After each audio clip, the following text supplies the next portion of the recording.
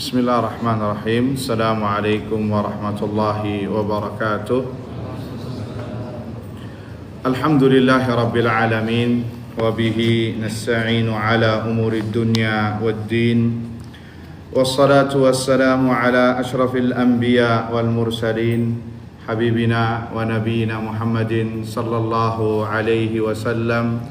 Wa ala alihi wa sahbihi وسلم تسليما كثيرا إلى يوم الدين أما بعد اللهم لا سهل إلا ما جعلته سهلا وأنت تجعل الحزن إذا شئت سهلا رب اشرح لي صدري ويسر لي أمري واحلل عقدة من لساني يفقه قولي اللهم إنا نسألك علما نافعا ورزقا طيبا وعملا متقبلا اللهم علمنا ما ينفعنا وانفعنا بما علمتنا وزدنا علما يا رب العالمين اللهم اهدنا وأهلنا وقومنا إلى صراطك المستقيم اللهم أصلح لنا شأننا كله ولا تكلنا إلى أنفسنا طرفة أعين ولا حول ولا قوة إلا بالله Amma ba'd. Ikhwani wa akhwati fid din, a'azzani Allah wa iyyakum. Alhamdulillah, kita panjatkan puji syukur kepada Allah Subhanahu wa taala yang telah memberikan kepada kita semua limpahan nikmat dan karunia-Nya.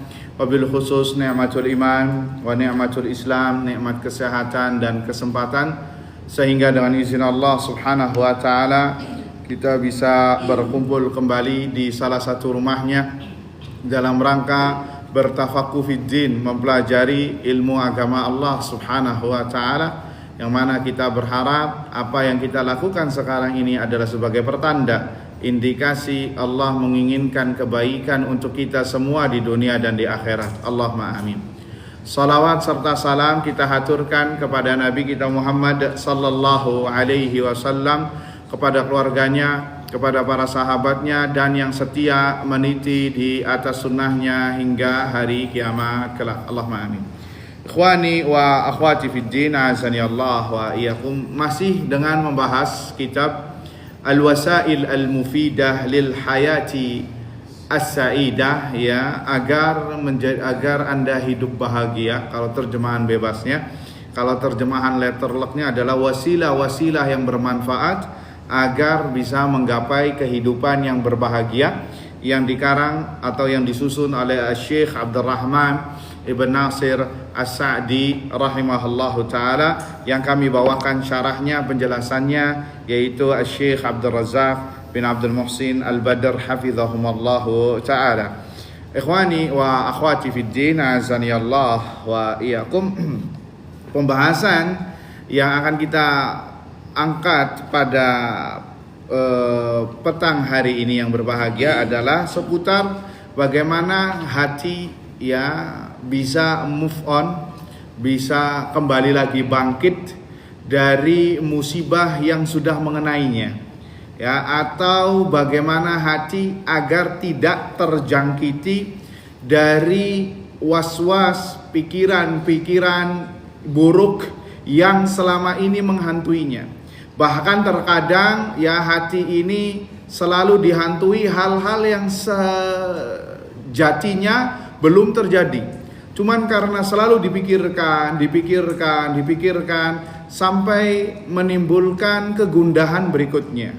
Bahkan sampai ada di antara sebagian orang terkena penyakit yang sifatnya fisik. Ini yang kita bahas, penyakit hati yang menerjang hati. Akan tetapi jika dibiarkan begitu saja, dianggap remeh, dianggap sepele, dianggap sebelah mata, maka akan berbuah menjadi besar, ibarat bola salju yang menggelundung. Sehingga akan lahirlah penyakit-penyakit fisik, disebabkan karena hati yang selalu dirundung dengan pikiran-pikiran kotor, pikiran-pikiran negatif, pikiran-pikiran buruk yang selama ini dia tidak berjuang untuk menghilangkannya. Maka pada kesempatan kali ini insyaallah kita kupas yang disebutkan oleh Syekh Abdurrahman Ibn Nasir As-Sa'di rahimahullahu taala dan yang disebutkan oleh Syekh Abdul Razak Ibn Abdul Muhsin Al-Badr hafizahullahu taala. Kita sebutkan dulu redaksinya. Kata Syekh, wa min a'zami al-ilaj li amradil qalb al-asabiyah. Di antara hal yang bisa mengobati penyakit hati yang mendalam ini dan juga masuk dalam kategori mengobati penyakit yang menimpa badan adalah dengan meneguhkan hati. Quwwatul qalbi, dengan menguatkan hati, meneguhkan hati, mengokohkan hati. Wa adamu inzi'ajihi wa infi'alihi, dan tidak terus tenggelam hati ini di bawah arus terhadap khayalan-khayalan atau bayangan-bayangan buruk yang selama ini menghantuinya. Ya, yang mana apabila bayangan-bayangan buruk ini, pikiran-pikiran buruk ini yang selalu menerpa hatinya, kalau dibiarkan maka akan berakibat fatal. Akan berakibat fatal. Tajribuhal afkarus sayyi'ah, yang tadinya bayangan, ya, yang tadinya hanyalah khayalan, ya, sekedar ide, bisa menjadi pikiran yang negatif yang ujung-ujungnya bisa berbuat atau melahirkan amalia buruk, ya, atau efek negatif lainnya, ya, seperti stres. Bahkan mungkin indikasi orang itu gila kan nggak mesti langsung gila, Pak. Iya, Pak, ya. Orang itu gila sekarang, zaman sekarang itu nggak langsung jeder jadi orang gila. Ada tahapannya, iya apa tidak? Dari awalnya pikiran terus dibungkus, dipertahankan, kemudian hati nggak kuat, pikiran nggak kuat, akhirnya stres dibiarkan menggelembung menjadi besar, nggak keluar, akhirnya apa? Kelas, bablas angine, ya, jadi orang gila, ya. Stresnya gila itu kan orang yang stresnya berlebihan sampai dia gila, ya, sampai ngomong sendiri kenapa sih stres? Iya apa tidak? Sudah akhirnya pikiran dan hatinya sudah tidak stabil lagi. Makanya penting bagi kita, kalau kita punya permasalahan, punya problematik, kalau Anda tidak bisa menyelesaikan diri Anda sendiri, jangan disimpan, Pak. Jangan disimpan, jangan dipendem, kasihan hatinya. Hati itu bisa menangis, hati itu bisa menjerit, walaupun muka, lisan tersenyum. Hati-hati, ya, jangan sampai terbuat atau dibiarkan. Nanti kita sebutkan pernyataan Syekh, kalau dibiarkan nanti akan berakibat penyakit fisik, di antaranya stroke, di antaranya jantungnya dikasih ring, ya, di antaranya penyakit gagal ginjal. Banyak yang disebutkan oleh para kedokteran akibat karena stres yang berlebihan. Gula darah naik itu kata beberapa para dokter, ya naam, karena makanan, karena pola hidup. Tapi stres juga memiliki indikator yang besar atau memiliki efek yang besar menjadikan seseorang itu terkena penyakit diabetes. Waliyadzu billah. Oleh karenanya maka kata Syekh hafizahullahu ta'ala, Syekh Abdurrahman Ibn Nasir As-Sa'di rahimahullahu ta'ala mengatakan, li'annal insan, kenapa kita harus ungkit masalah ini? Karena insan, manusia, seorang hamba, mata mastalama lil khayalat, kapan dia tenggelam dengan dengan khayalan pikiran tadi, wan fa'ala qalbuhu lil mu'athirat, selalu hatinya dihantui, dipengaruhi oleh perubahan-perubahan yang ia takuti sekarang. Dari rasa takut nanti terkena penyakit, ya, takut terkena penyakit tapi nggak pernah olahraga, tapi makannya jorok. Ya, ini adalah sebuah khayalan, Pak. Walaupun kita dituntut untuk ikhtiar, ya. Naam, kita tawakal kepada Allah, tapi juga harus ada badlul asbab, ada ikhtiarnya. Ya, selalu dihantui rasa takut, takut nanti bisa sakit ini, sakit ini. Ada sebagian orang yang was-wasnya berlebihan. Was-wasnya berlebihan, ya, takut nanti terkena sakit. Ada kabar orang meninggal, gemeter tangannya, Pak. Gemeternya itu bukan karena dia takut yang normal, ini takut gak normal. Ya, ada orang meninggal, tangannya gemeter. Waduh, habis itu dia ngomong, saya kapan ya mau matinya ya? Sampai ngomong kayak gitu. Istrinya mau berangkat ke Jakarta, izin, ya. Dia ngomong ke istrinya, kamu mau berangkat ke Jakarta, nggak mau menyaksikan jenazah saya, tak? Sampai ngomong kayak gitu. Tuh lihat, was-was yang berlebihan. Hati-hati. Kenapa? Karena dari kecil tadi, Pak. Dari sesuatu yang kecil nanti menjadi besar. Makanya Islam menutup rapat-rapat masalah bab ini. Was-was. Dari hal yang kecil. Dari hal wudu, ininya kenapa enggak ya? Ya, ininya kenapa enggak nih? Oh, jadi kalau setiap kali wudu kayak orang mandi, bajunya basah semua. Pernah ngeliat enggak kayak gitu, Pak? Ya, basah. Nanti ngulang lagi. Sebentar, kayaknya ini enggak kena. Terus nanya ke beberapa ustadz. Ustadz, saya wudhu ininya kayak nggak kena. Ternyata nanya ke kita, nanya ke yang lain dengan pertanyaan yang sama. Wah, ini orang was-was. Hati-hati. Ada yang masalah was-wasnya dalam masalah cebok.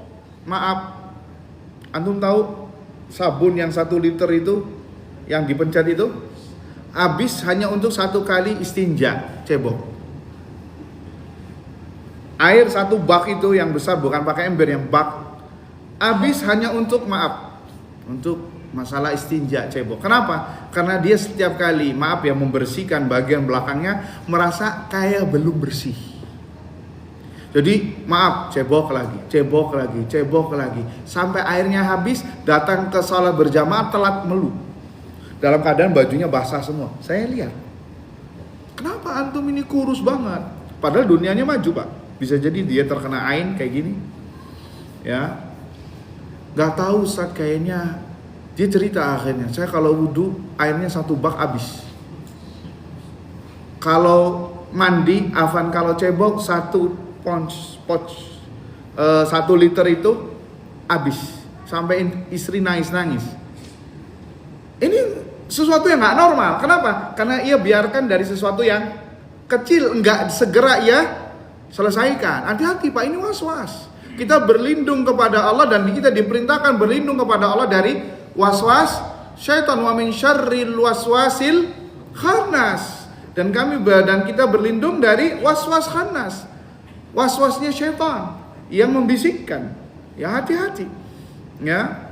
Nas'alullah salamata wal afiyah. Ada lagi yang was-wasnya macam-macam, Pak, ya. Was-was penyakit lambung. Dia subhanallah, ini orang termasuk orang terdekat, ya. Dia setiap kali kalau ke masjid dia membisikkan, saya kalau ke masjid bakalan mati, ya, bakalan mati. Jadi nggak mau ke masjid, Pak, ya. Setiap kali ke masjid dan dia sudah lakukan ketika takbir Allahu Akbar, langsung penyakit lambungnya kambuh naik ke atas.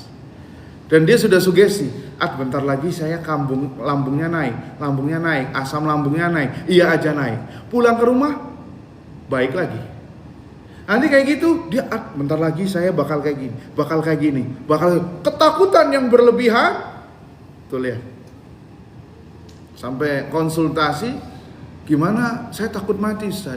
Kata kami, sing mati di masjid.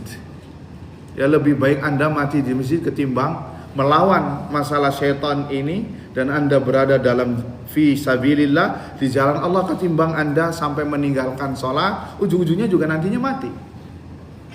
Tuh dia, gara-gara apa? Gara-gara terlalu hati ini sakit disebabkan karena rintihan tadi, terjangan ombak, pikiran-pikiran kotor, sehingga antum takut melangkah ujung-ujungnya harus dilabrak. Nantinya kita sebutkan yang disebutkan oleh Syekh Abdul Razak Ibn Abdul Muhsin Al-Badr, bagaimana cara mengantisipasi masalah hal itu, ya. Nah, ikhwani fiddin azani Allah wa iyyakum. Ya, disebutkan kata Syekh As-Sa'di rahimahullahu taala, li'anna al-insana mata mastalama lil khayalat. Kapan dia tenggelam dengan pikirannya, khayalannya, dan selalu dipengaruhi oleh rasa perubahan karena ketakutan, takut terkena penyakit, ya. Takut terkena penyakit secara umum adalah normal, tapi ada yang selalu berlebihan, ya, menyikapinya. Wa minal ghadabi wa tashawwush, bahkan sampai perkara marah, perasaan tak menentu selalu menghampirinya. Minal asbabil mu'limati, dan dari sebab-sebab yang lainnya, ya. Kemudian kata Syekh, wa man tawaqqa'a hudutsal makari, dan selalu dihantui terhadap hal-hal yang belum terjadi. Saya kalau keluar rumah nanti kayaknya bakal kecelakaan. Gak mau naik motor, naik mobil, gak mau masuk jalan tol. Takut apa? Takut kecelakaan, nanti mati. Nah, ini sudah di atas ambang normal orang, ya. Wa man tawaqqa hudutsan makari, takut terkena musibah, takut hilang kenikmatan. Takut hilang kenikmatan adalah sesuatu yang dianjurkan hukum asalnya. Makanya kita diperintahkan untuk berdoa, Allahumma inni a'udzubika min zawali ni'matik wa tahawuli afiatik wa fujaati nikmatik wa jami'i sakhatik. Ya Allah, aku berlindung kepadamu dari nikmat yang dicabut, hilang. Kesehatan berubah menjadi penyakit. Ya, wa tahawuli afiatik wa fujaati nikmatik, dan datangnya hukumanmu secara tiba-tiba. Wa jami'i sakhatik, dan aku berlindung kepadamu dari murkamu, seluruh murkamu. Kita diperintahkan, tapi ada sebagian orang berlebihan. Sampai akhirnya nggak mau beraktivitas, nggak mau ketemu orang. Ya contohnya kemarin waktu COVID itu. Ya, kita takut sama penyakit secara umum normal, tapi sampai COVID-nya sudah nggak ada pun, orang sampai sekarang masih ada Pak yang nggak mau salaman. Kalau kena flu nangis, kena flu bersin langsung naik ke kamarnya di atas menyendiri, nggak mau ketemu orang. Takut apa? Takut mati katanya. Ini sudah nggak normal.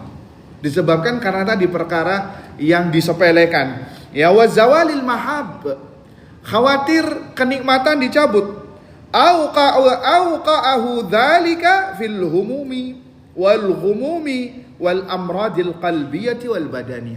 Kalau tidak segera diatasi, ya, perkara-perkara yang tidak normal tadi, maka dia akan selalu dirundung kegelisahan, kegundahan, kesedihan, ketakutan, bahkan bisa berakibat fatal. Lahirlah beberapa penyakit lahiriah yang menimpa jasad, wa inhiyaril asabi, ketegangan saraf. Ya, ini mungkin bisa kita artikan seperti stroke. Karena rajanya manusia itu, raja yang ada pada diri manusia adalah apa? Ada Pak, yang disebutkan Nabi adalah hati. Kalau hatinya sudah dhaif, lemah, selalu dihantui, kira-kira dia bakal kuat apa bakal lemah? Akan mengikuti, ya. Ala inna fil jasadi mudghatan idza salahat salahal jasadu kullu wa idza fasadat fasadal jasadu kullu ala wahyil qalb, kata Nabi. Ketahuilah di dalam jasad manusia ada segumpal daging. Jika segumpal dagingnya baik, maka baik seluruh anggota tubuhnya. Dan jika segumpal daging itu buruk, maka buruk pula seluruh anggota tubuhnya. Ketahuilah itu adalah hati. Jadi inti kebahagiaan di hati. Dengan sekaligus inti kesedihan tempatnya di mana? Di hati juga. Jadi kalau hati sedih, hati ditimpa ketakutan, ditimpa kegelisahan, maka jangan harap Anda bisa bahagia. Jangan harap Anda bisa mendapatkan kesenangan abadan. Ya, antum lihat orang yang hatinya lagi banyak pikiran. Ya, diajak ngomong nggak fokus Pak. Iya apa tidak? Kadang jawabannya ngelantur. Oh maaf tadi antum ngomong apa ya? Kenapa? Pikirannya dia nyabang. Senyum pun senyum hanya manis di bibir saja. Ketawa pun juga demikian. Akan tetapi hati tidak bisa dibohongi. Buktinya orang-orang kafir, lihat Pak. Dia mendapatkan kenikmatan dunia luar biasa, orang kafir. Tapi kok kenapa ujung-ujungnya bunuh diri? Kenapa ujung-ujungnya bunuh diri? Bukannya mereka berada di atas dari dunianya kita secara umum, ya, makannya enak, hidupnya enak, rumahnya enak, tapi kenapa terjun bebas dari lantai 20? Kenapa menabrakkan diri ke kereta api? Kalau orang sini, ya kenapa naik ke Sutet? Ya, ingin terjun bebas dan lain sebagainya, mengakhiri hidup. Kenapa? Karena hati mereka neraka jahanam. Ya, karena hati mereka neraka jahanam sudah parah, sudah akut, tidak bisa diobati lagi. Ya, karena sudah dibiarkan. Jadi hati-hati Pak. Masalah hati jangan sampai dianggap sebelah mata. Jangan sampai kesedihan selalu berlarut-larut dalam kehidupan kita. Naam, seorang itu pasti sedih. Ada kalanya seorang itu sedih.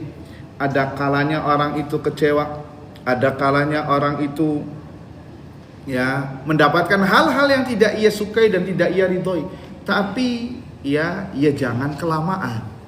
Segera diobati, jika tidak nanti akan berakibat berefek negatif pada dirinya, kehidupan dunianya, bahkan kehidupan agamanya. Agamanya sampai hancur Pak, ada Pak yang seperti ini. Nas'alullah salamata wal afiyah. Sehingga kata Syekh Abdurrahman atau Syekh Abdul Razzaq Al-Badr hafizahullah taala, apa solusinya kalau kayak gitu? Solusinya adalah, dan ini solusi ini dibutuhkan oleh semua orang, seluruh manusia di muka bumi, hatta yang kafir. Kalau tahu obat ini, mungkin mereka akan menggenggamnya dengan erat-erat Pak. Ya tentunya setelah masuk Islam terlebih dahulu, karena ini tidak bisa dilakukan kecuali dia adalah seorang muslim yang beriman kepada Allah dan yaumil akhir. Ya, ini yang harus dibutuhkan. Apa obatnya? Menguatkan hati. Menguatkan hati. Tolong dikondisikan ya.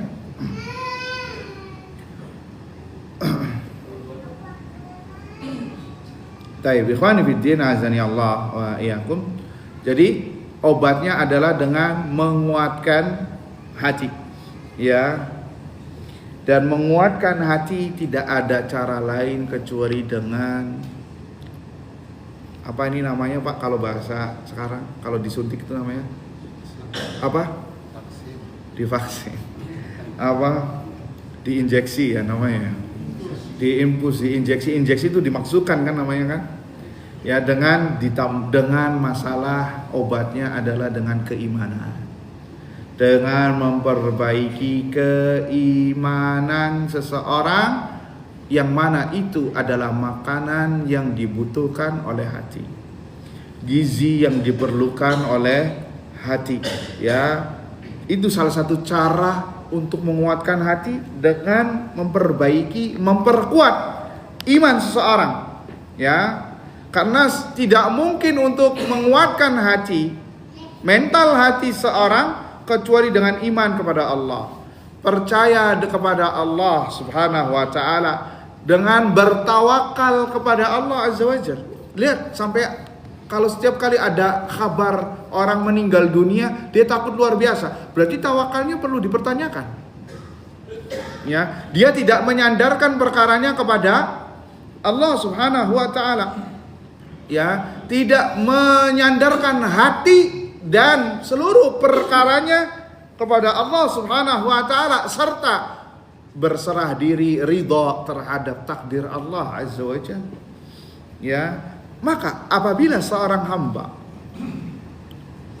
memiliki poin-poin tadi, iman kepada Allah Azza wa Jalla, memperkuat imannya kepada Allah, memperkuat keyakinannya kepada Allah Azza wa Jalla, percaya terhadap janji Allah, menyandarkan seluruh perkaranya kepada Allah, Azza wa Jal serta berserah diri terhadap ketentuan Allah, maka kami jamin dia orang yang paling bahagia.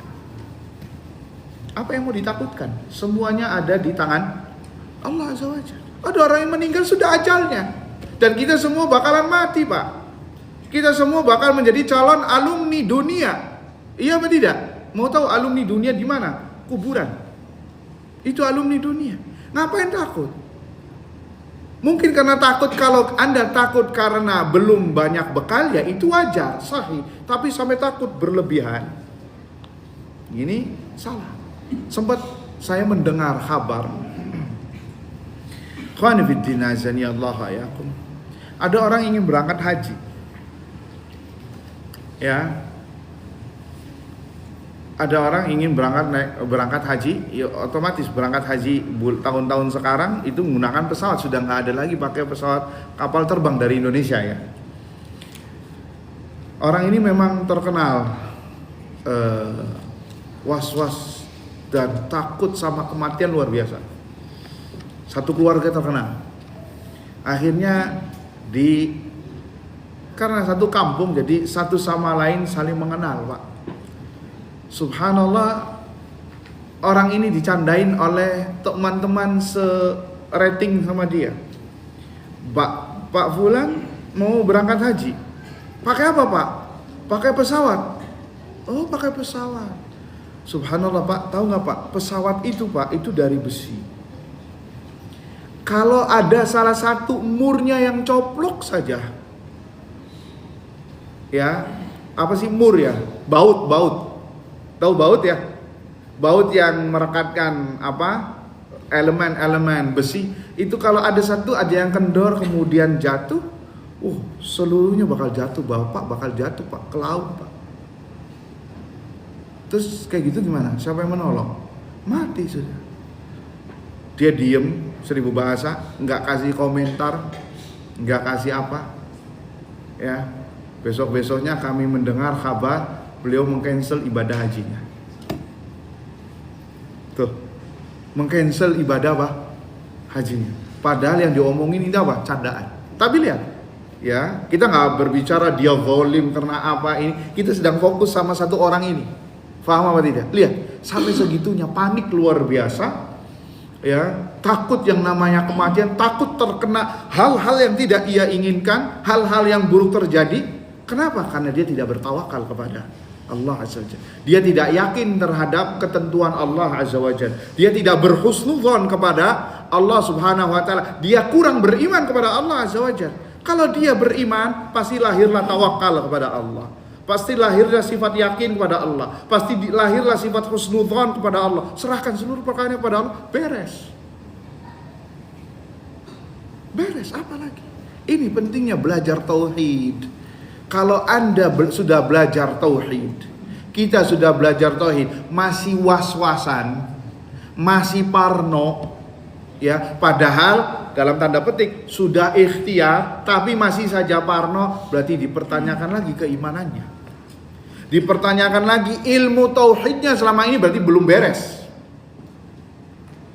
Perlu ditanyakan lagi as-thiqatu billah, percayanya Anda kepada janji Allah Subhanahu wa ta'ala. Ini yang menguatkan hati, Pak. Ini yang dibutuhkan oleh hati. Iman kepada Allah, percaya kepada Allah, yakin kepada Allah, menserahkan perkaranya kepada Allah, tawakal kepada Allah. Ini yang dibutuhkan oleh hati. Sehingga apa yang Anda lakukan, gak usah panik. Kenapa? Ada zat yang melindungi Anda. Dan Islam, seluruh ajaran Islam itu mengarahkan Anda untuk melakukan perbuatan yang semisal, agar Anda tidak parno, agar kita tidak takutan. Sebagai contoh, keluar rumah, Nabi SAW mengajarkan kepada kita semua apa? Idza kharaja ahadukum min manzilihi thumma qala, apabila seorang keluar dari rumahnya kemudian mengatakan, Bismillahi tawakkaltu 'ala Allahi la haula wa la quwata illa billah. Aku dengan menyebut nama Allah, tawakaltu 'ala Allah, aku bertawakal kepadanya, la haula wala quwata illa billah. Aku menyerahkan perkaranya kepada Allah dan tiada daya dan upaya kecuali dari Allah Azza wa Jalla. Apa kata Nabi alaihi salatu wasallam? Fanada munadin, maka ada yang menyeru di atas, laqad hudita wa kufita wa wuqita wa tanaha anka syaitan. Sungguh engkau telah dijamin mendapatkan hidayah. Sungguh engkau telah dicukupkan kebutuhanmu. Sungguh engkau akan dijauhi dari mara bahaya. Wa tanaha anka syaitan, dan setan akan lari dari menggoda dirimu. Lihat. Ini Islam mengajarkan kita untuk apa? Al-yaqin kepada Allah Subhanahu wa ta'ala. Terus ngapain takut? Sampai sekarang masih ada aja orang yang pakai masker. Bukan karena flu, bukan, masih takut sama COVID. Sampai maskernya double juga. Ya. Bukan kita berbicara karena polusi udara, bukan karena apa yang lain, bukan karena flu, tapi ada orang yang sampai sholatnya pun masih pakai masker.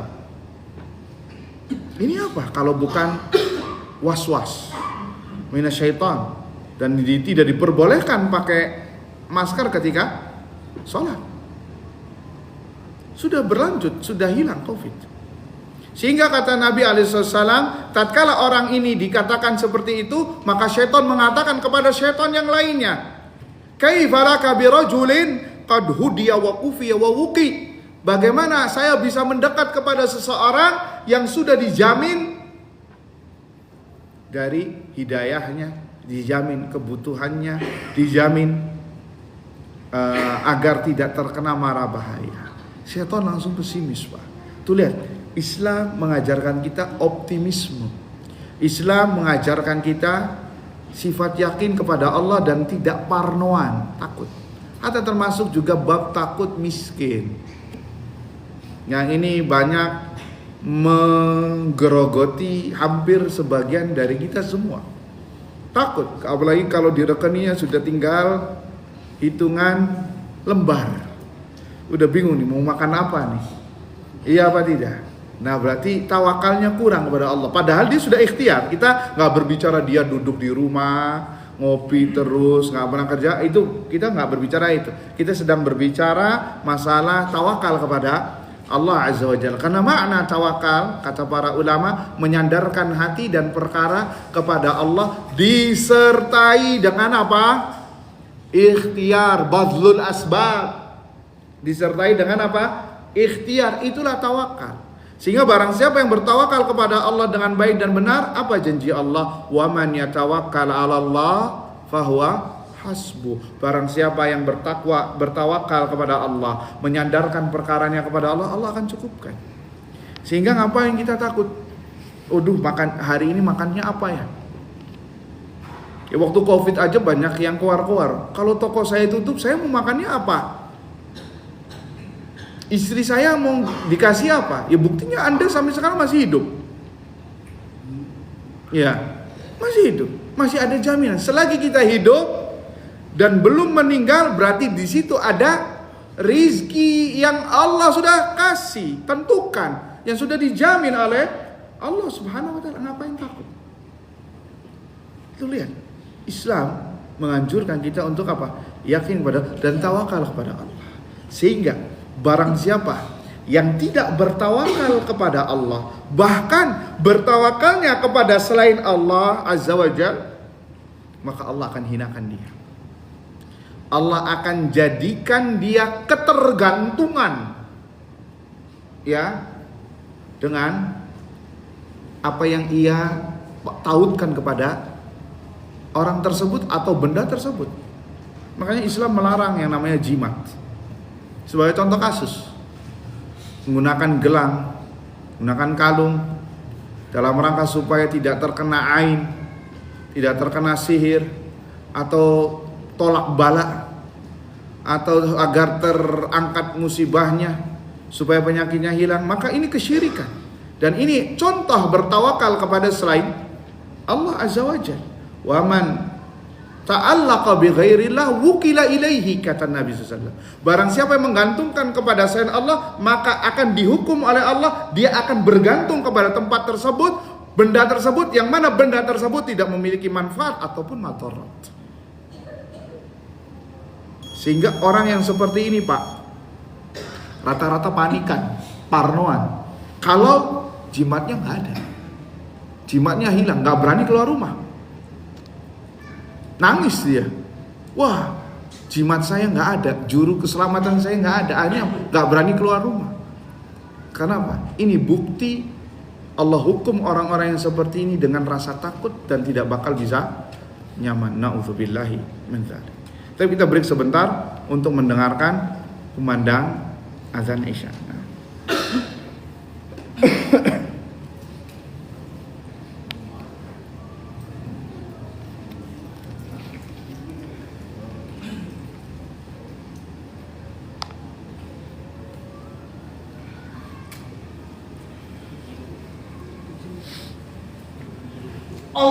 Allahu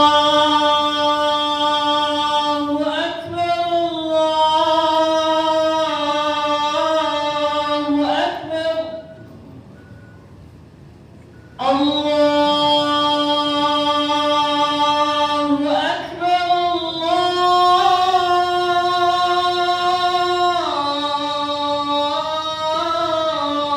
Allahu Akbar. أشهد أن لا إله إلا الله.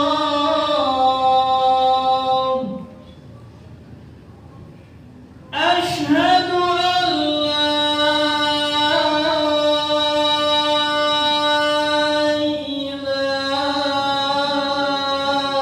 إله إلا الله.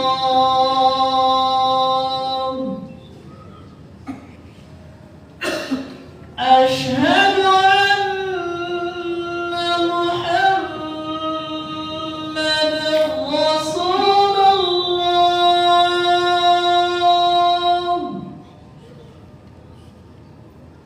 أشهد أن محمدًا رسول الله.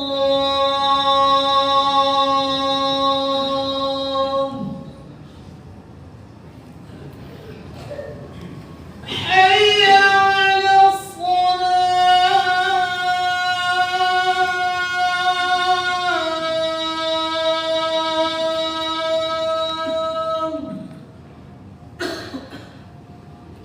حي على الصلاة.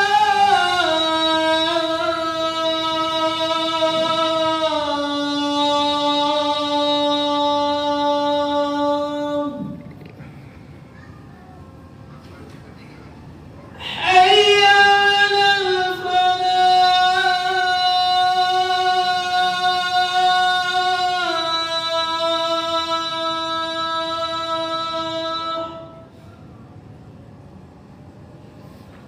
حي على الفلاح.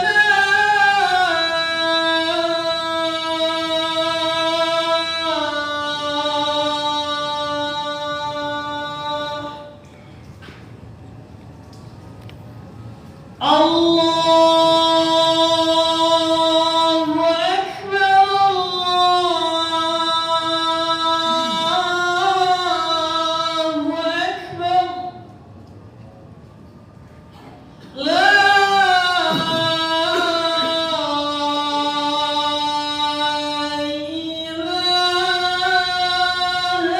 إلا الله.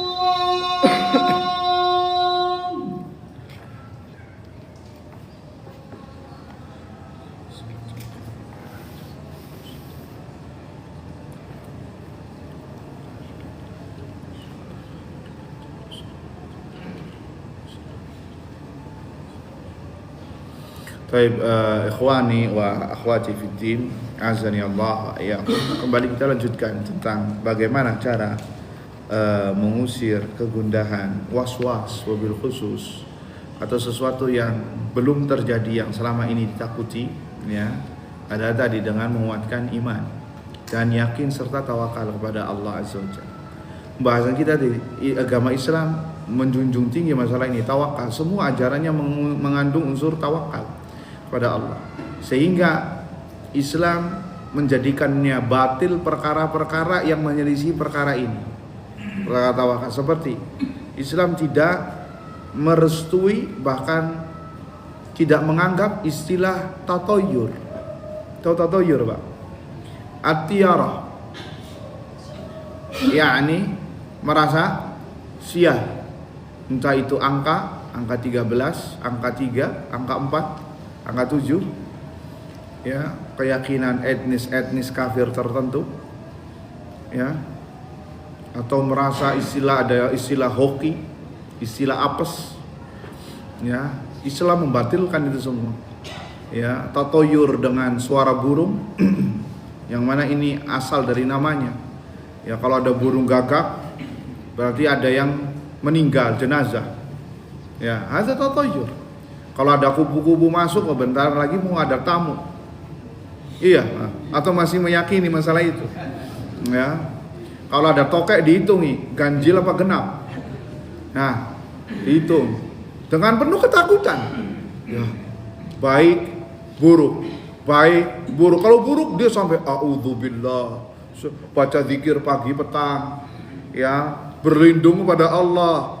Lihat, dengan disebabkan dia berzikir dengan sebab masalah kesyirikan tadi, ya. Wanita kalau pengen kondangan, ini tatoyur dengan warna. Ada gaun di lemarinya ada 2 warna, ada warna ungu, ada warna hitam. Dia sebenarnya mau pakai warna ungu, cuman takut karena image-nya warna ungu adalah seperti janda.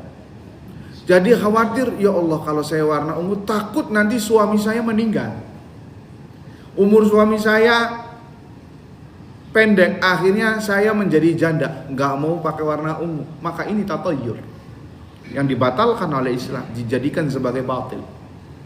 Atau waktu, ya, sangat kental sekali di daerah kita. Ada istilah bulan Safar, itu bulan bala, sehingga apa? Nggak mau keluar rumah atau nggak mau safar, melakukan perjalanan, nggak mau ngadain walimah. Takut apa? Rumah tangganya nggak langgeng karena di bulan bala. Sampai di istilah di kampung saya itu bikin kue apem khusus untuk tolak bala, dibagi-bagi.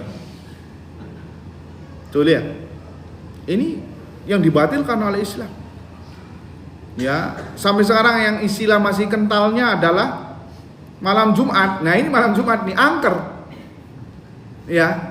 Awas, angker, hati-hati. Makanya beberapa teman ngomong, saya Ustaz kalau ke kafe, yakni tempat ngopi, ya, bukan yang lain-lain, saya milihnya malam Jumat. Kenapa? Sepi, nggak ada orang, ya. Sepi, nggak ada orang. Kenapa? Orang ini masih menganggap malam Jumat adalah malam yang sangat angker, gak boleh keluar rumah. Sebagian orang malah bakar kemenyan. Kenapa? Ruh orang-orang keluarganya yang udah lama meninggal balik lagi. Ngapain? Ini keyakinan jahiliyah yang tidak diakui oleh Islam, yang dianggap sama Islam adalah sesuatu yang batil, dan itu batil. Dan masih banyak lain, ya. Maka hati-hati. Ini sama Islam ditutup rapat-rapat. Kenapa? Agar kita tidak bergantung terhadap hal-hal itu semua. Karena hal ini tidak memberikan manfaat dan madarat. Kita tahu yang memberikan manfaat adalah siapa? Allah. Yang memberikan madarat adalah siapa? Allah. Maka bismillah, jangan. Antum punya Allah kok. Mau itu malam Jumat, mau malam Kamis, malam Senin, mau Senin Kliwon, Senin apa itu istilahnya, ya. Tidak ada yang hari apes itu, nggak ada. Yang tertentu, jadwal tertentu, nggak ada. Kalau waktunya musibah,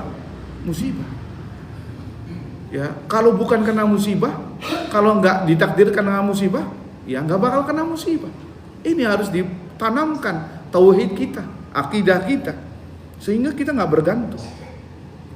Ya, sebagian orang pakai kalung supaya apa? Supaya nggak terkena ain, ya, atau jimat di sini. Banyak tuh para pejabat, ya, kesaksian orang-orang yang menasihati para pejabat, ya, saya kalau nggak pakai ini saya bakal bahaya. karena banyak yang menyerang saya.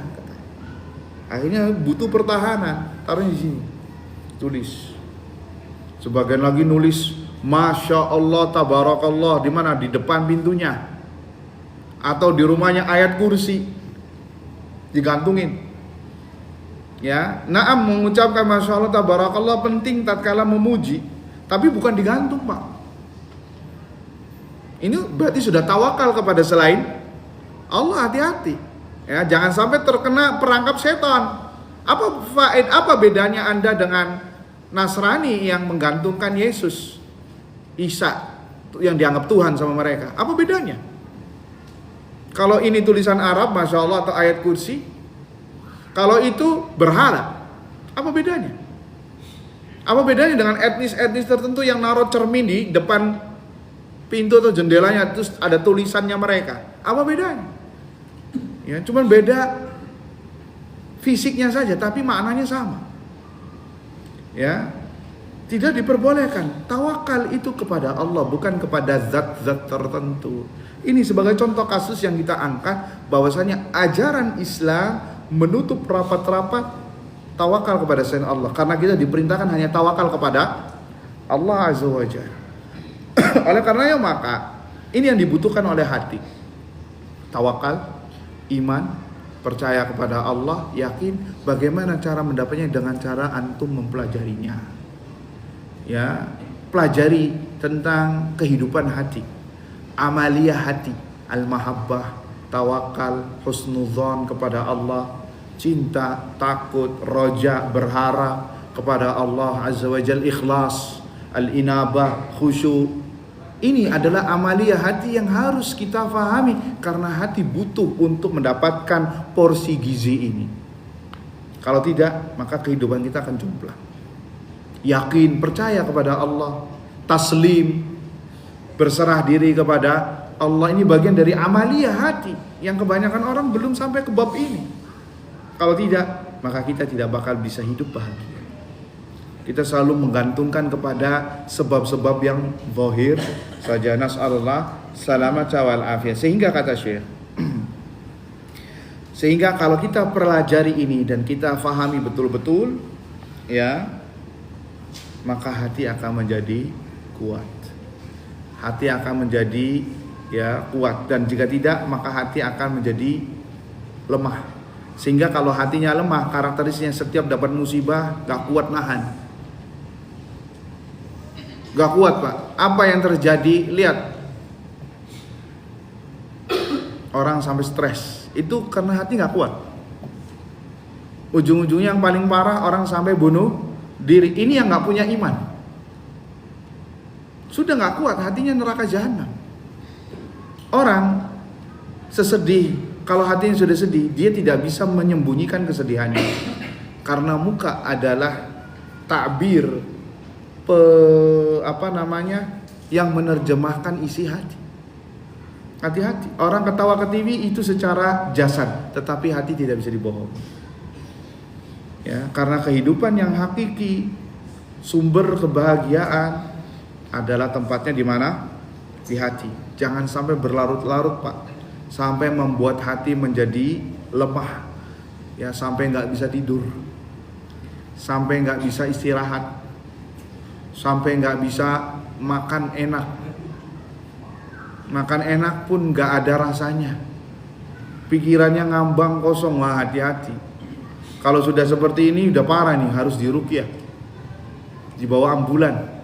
Kalau enggak, makanan dan santapannya setan bisa masuk kepada orang yang pikirannya kosong, banyak sedih.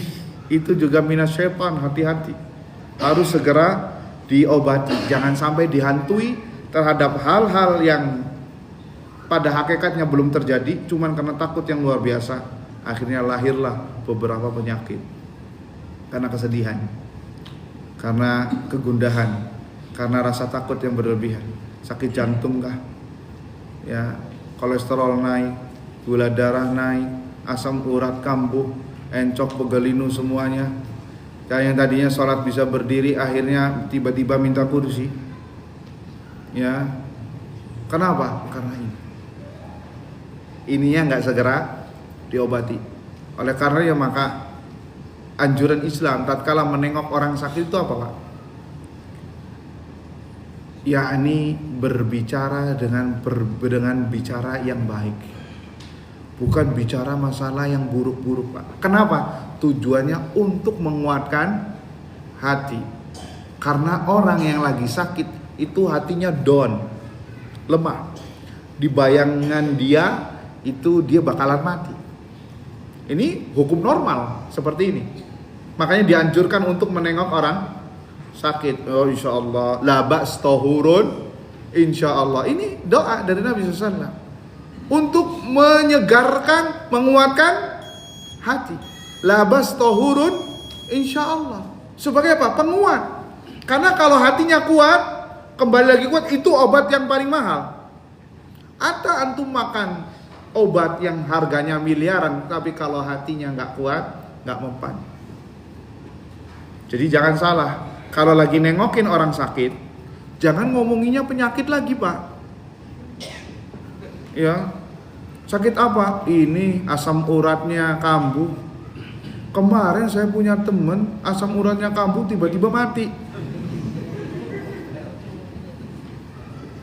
Maka berarti antum namanya membunuh orang tadi, bukan malah nengokin dia. Mungkin kata dia, Ahsan antum gak usah nengokin deh kalau kayak gitu.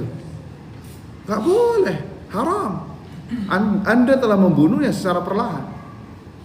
Ya, ada orang lagi dikasih jantung, dikasih mau operasi jantung.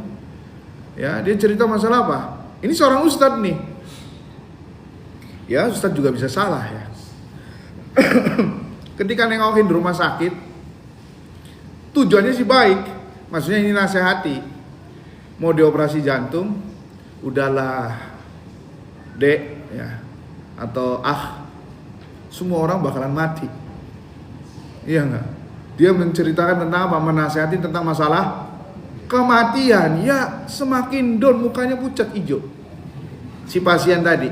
Akhirnya ustaz ini disenggol. Kok ngomongnya itu? Dia baru sadar, ya Allah kok ngomongnya kayak gini.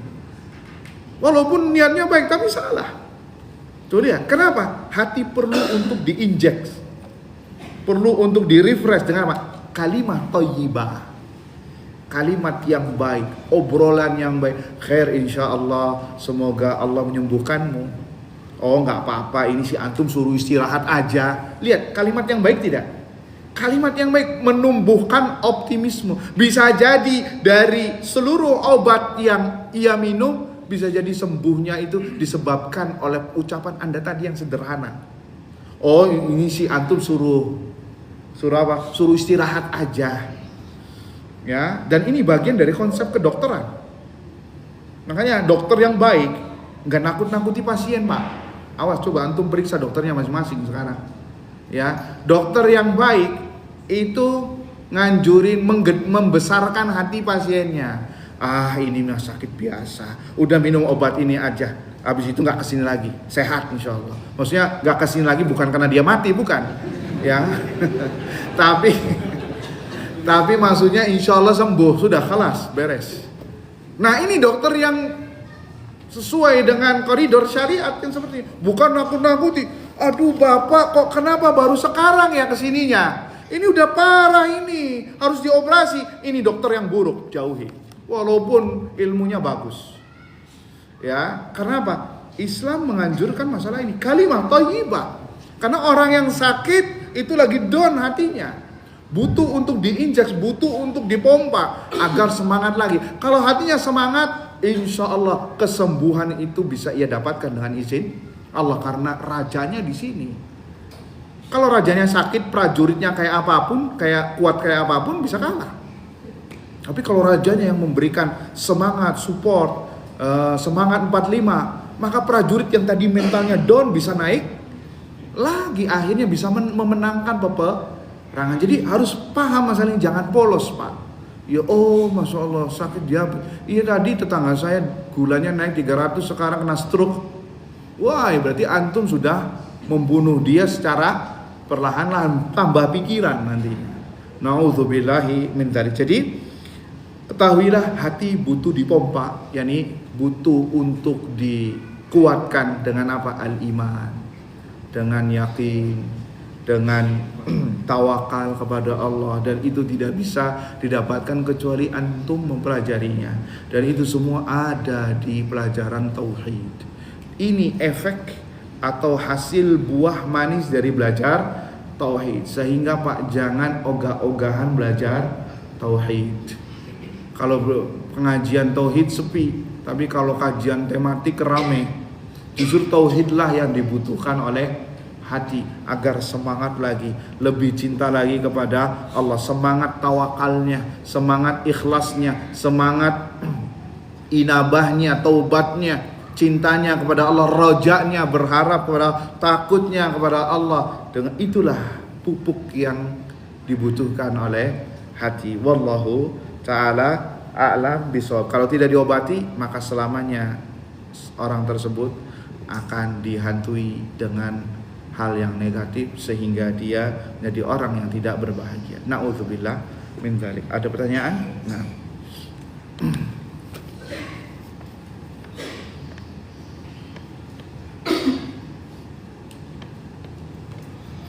Bagaimana berlepas diri dari rasa tertekan, khawatir, misal karena atasan yang suka marah-marah di kantor, dijauhi tetangga sejak kami mengikuti kajian sunnah.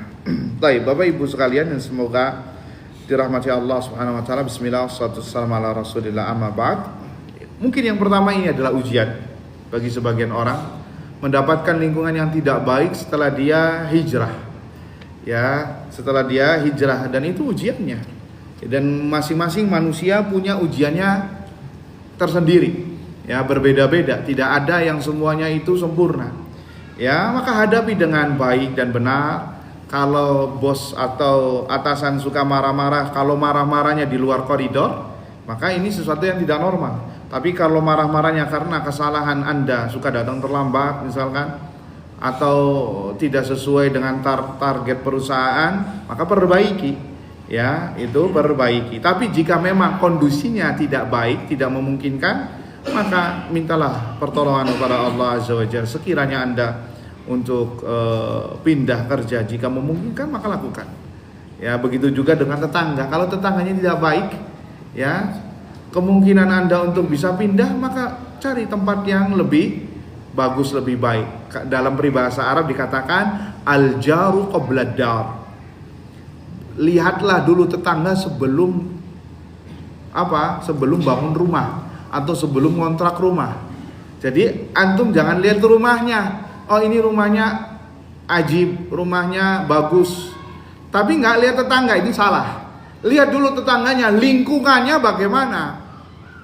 Kalau lingkungannya menjamin, insya Allah rumahnya kayak gubuk pun antum bakal setidaknya nyaman. Ya, tapi kalau rumahnya, kalau tetangganya tukang gosip, ya, tukang ngadu domba, ya, istri antum bercadar, nggak mau keluar, dibilang sombong, dibilang ini dan lain sebagainya, hatta rumahnya kayak kantor kepala desa pun, ya, nggak bakal nyaman antum. Ya, nggak bakal hidup nyaman. Kenapa? Tetangga itu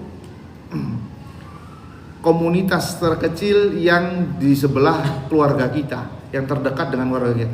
Kalau kita nggak nyaman selamanya, abadan antum nggak bakal nyaman. Apalagi kalau tetangganya panasan. Saya pernah dapat pertanyaan dari ibu-ibu, ya, Ustaz, bagaimana cara mengobati hati yang sering panas? Gimana ibu? Contohnya, kalau tetangga punya mobil baru, saya nggak bisa tidur, panas. Ya, kalau nggak ada misalkan kenikmatan tetangganya punya mobil baru, saya panas Ustaz, nggak bisa tidur. Wah, ini penyakit yang harus diangkut dengan ambulan ibu. Ya, harus segera diterapi, diobati dengan Al-Quran dan Sunnah Nabi alaihissalam. Intinya, ya, perbaiki segera mungkin. Kalau inti antum bisa pindah, ya pindah. Kalau tidak bisa, ya bertahan, bersabar, ya, sekaligus mengoreksi diri sendiri. Bisa jadi musibah atau sesuatu yang tidak enak itu karena dosa, ya, karena dosa yang dilakukan selama ini kepadanya dan tidak bertobat kepada Allah Subhanahu wa ta'ala.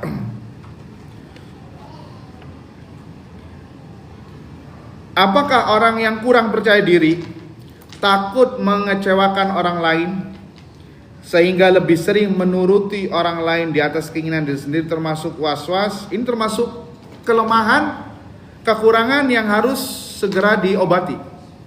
Bukan was-was. Was-was itu seperti takut terkena musibah, takut sakit, ya, takut mati, ya itu was-was. Kalau ini adalah kekurangan yang insya Allah bisa diobati. Apa istilah tarbiyah katanya, people pleaser atau apa itu? Ya namanya ya. Jadi takut kalau menyalahi aturan orang lain atau takut mengecewakan orang lain. Ini bukan penyakit sih, kekurangan yang bisa diobati. Ini bisa diakibatkan karena didikan yang salah dari orang tuanya. Karena orang tuanya suka ngamuk-ngamuk, suka bentak-bentak, akhirnya tumbuhlah jiwa dan mental tadi people pleaser, takut mengecewakan orang lain. Ini perlu diobati. Obatnya pertama adalah banyak berdoa kepada Allah Azza wa Jalla, kemudian memahami norma-norma agama Islam bahwa kita dituntut untuk bergaul, berbuat baik kepada manusia, tapi kita tidak dituntut untuk membuat orang lain bahagia. Gak ada tuntutan untuk kita. Mau orang lain bahagia atau sedih, kalau bukan karena kita, itu bukan urusan kita. Kita tidak dituntut untuk membahagiakan semua orang. Perhatikan, tidak dituntut untuk membahagiakan semua orang. Sebagai contoh kasus yang sering saya dapatkan, kalau di beberapa masjid kajian, ini soalnya segini Pak, sedangkan diberi waktu 5 menit. Maka ada yang nulisnya dari rumah, sudah dia niatkan untuk menanyakan pertanyaan, tapi ujung-ujungnya nggak dijawab. Kenapa? Waktunya sebentar, dan saya pun tidak dituntut untuk membaca semua surat atau semua soal, karena saya tidak dituntut untuk membahagiakan semua orang yang ada di sini. Sekarang mungkin di antara antum ada yang tidak suka dengan tema yang kita angkat, yaitu urusannya dia, bukan urusan saya. Karena saya tidak dituntut untuk membahagiakan Anda, tapi saya dituntut untuk berbuat baik kepada Anda. Mau Anda senang, mau Anda suka, masa bodoh, selagi tidak ada dosa. Dan itu kalau kita tanamkan ini, maka Anda akan hidup ya nyaman, ya. Dan jangan usah memikirkan omongan orang lain kepada kita. Ya, kalau saya nanti kayak gini, nanti omongan orang bakal kayak gini ya. Kalau saya melakukan A, nanti orang akan mencibir. Bodoh amat. Harus ada pernyataannya. Jika antum merasa benar, kita pahami ini kalau antum merasa benar. Kalau antum merasa salah, ya itu benar. Antum merasa khawatir, tapi antum berada di jalur yang benar, sesuai dengan koridor syariat. Orang mau ngomongin apa, bodoh amat. Kita nggak pengen dapat pahala dari ente kok. Pahala dari Allah Azza wa Jalla. Kata Ibnu Abbas radhiyallahu taala anhuma, barang siapa yang selamat dari omongan orang, maka fa'lam annahu majnun. Ketahuilah dia orang gila. Barang siapa yang menyangka dirinya bisa selamat dari omongan manusia, maka ketahuilah dia orang gila. Karena nggak ada yang selamat sama omongan orang, Pak. Hatta Rabb kita Allah Azza wa Jalla tidak selamat dari omongan manusia. Iya atau tidak? Allah yang menciptakan kita, menciptakan manusia, tidak selamat dari omongannya manusia. Buktinya apa? Di Al-Quran disebutkan Allah punya anak. Omongannya siapa itu, Pak? Omongannya siapa? Manusia, hamba Allah. Tapi apa? Allah dihina oleh manusia yang mengatakan Allah punya. Allah selamat gak nih dalam bab ini? Gak selamat. Tuh, kalau Rabb kita saja tidak selamat terhadap omongan manusia. Ya, Yahudi mengatakan yadullahi maglulah, tangannya Allah itu terbelenggu. Ya, kemudian Yahudi mengatakan ya, laqad sami'a Allahu qawlan ladzina qalu innallaha faqirun wa nahnu aghnia. Sungguh Allah telah mendengar perkataan bahwasannya Allah itu kere, fakir, dan kitalah yang kaya. Ini celaan bukan? Celaan. Tuh lihat, Allah aja nggak selamat bahasanya, apalagi kita. Jadi jangan menuruti semua omongan orang. Turuti kemauan Allah dan Rasulnya alaihi salatu wassalam. Ya, ada peribahasa yang mengatakan